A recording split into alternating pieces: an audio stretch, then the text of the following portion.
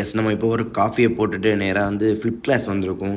Every Sunday வருவோம். So இந்த Sunday நம்ம ஃப்ளிப் கிளாஸ் வந்திருக்கோம். இன்றைக்கி ஒரு அடிக்கணும் ஒரு முடிவில் வந்திருக்கும். வந்து பசங்களாம் பார்த்துட்டு பசங்க கொஞ்சம் கதைகளை சொல்கிறான். தம்பி என்ன சொல்கிறாப்புலன்னா, அவன் 4 வருஷம் ஆச்சான் வீட்டில் ஜிம்முக்கு பெர்மிஷன் வாங்குறதுக்கு. ஸோ 4 வருஷம் கழிச்சு தான் எப்படியே பெர்மிஷன் வாங்கிட்டு ஜிம்முக்கு வந்திருக்காப்புல. அப்புறம் நம்ம கிளாஸில் வந்து நம்ம வார்ம் அப் செஷன் ஸ்டார்ட் பண்ணிட்டோம். பசங்களாம் வார்ம் பண்ணிட்டு இருக்காங்க. அதுக்கு நம்ம மாஸ்டர் கொஞ்சம் வீடியோ எடுக்க வேண்டியிருந்து மாஸ்டர் கொஞ்சம் வீடியோ எடுத்துகிட்டு நம்மளும் வார்ம் அப்பை ஸ்டார்ட் பண்ணிட்டு என்ன 3 வேரியேஷன் உண்டு 3 வேரியேஷன் போட்டு முடிச்சிட்டோம்.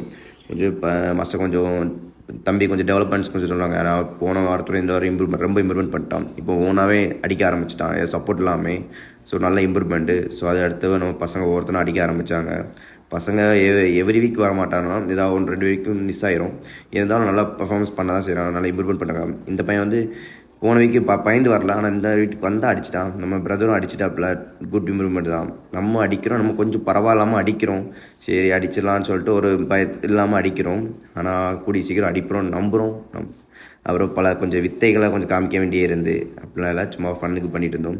சரி மாதம் சிங்கிளாக அடித்து பாருங்கன்னு சொல்லிட்டு அடித்து பார்த்தா சம்பவம் ஆகிட்டு. சிங்கிளாக அடிச்சு நம்ம பையன் கொஞ்சம் கூட்டிகிட்டு அப்புறம் வந்து நம்ம மாதம் கொஞ்சம் இது தற்காப்பு கலைகளை கொஞ்சம் கற்றுக்க தந்துட்டுருக்காரு. ஸோ அது நம்ம பசங்களுக்கு கொஞ்சம் சொல்லி கொடுத்துட்டு நம்மளை கொஞ்சம் லேர்ன் பண்ணிட்டு இருந்தோம். முடிஞ்ச வரைக்கும் கற்றுட்டு, ஏன்னா ஃப்யூச்சரில் மேபி யூஸ் ஆகும்ல, அதுக்காண்டி லேர்ன் பண்ணிட்டு நான் கொஞ்சம் அடிகளும் பல வாங்கிட்டு மாஸ்டர்கிட்ட பல அடிகள் வாங்கினா தானே வித்தைகளை கற்றுக்க முடியும். அப்படி சொல்லி வித்தையை கற்றுட்டு நேராக வந்து கிளம்பி நேராக டீ கடைக்கு போகிறோம். டீ கடைக்கு போய் ஒரு பன் எடுக்க சொன்னால் பையன் டப்பாவோடி வேணும்னு சொல்லி அடம் பிடிச்சிட்டு இருக்கான். 2 பண்டையை தட்டி டீயை ஒடிச்சிட்டு கிளம்பிட்டோம் அங்கேருந்து.